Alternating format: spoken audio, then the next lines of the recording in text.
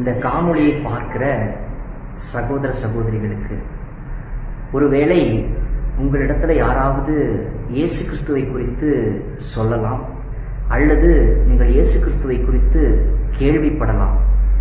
ஒருவேளை இயேசு கிறிஸ்து யார் என்று உங்களுக்கு தெரியாமல் இருந்தால் கூட நீங்கள் அவரை அறிந்து கொள்ள முயற்சி செய்வீர்களானால் நிச்சயமாக உங்கள் வாழ்க்கையில் ஒரு பெரிய ஆசீர்வாதத்தை நீங்கள் பெற்றுக்கொள்ள முடியும்.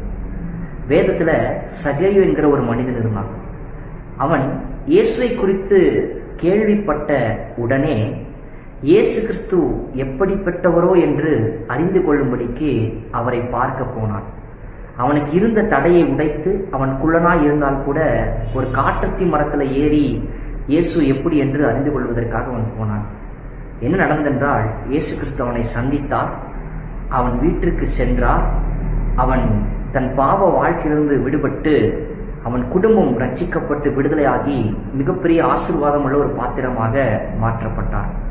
ஒருவேளை நீங்களும் இயேசு யார் என்று கூட உங்களுக்கு தெரியாமல் இருக்கலாம்.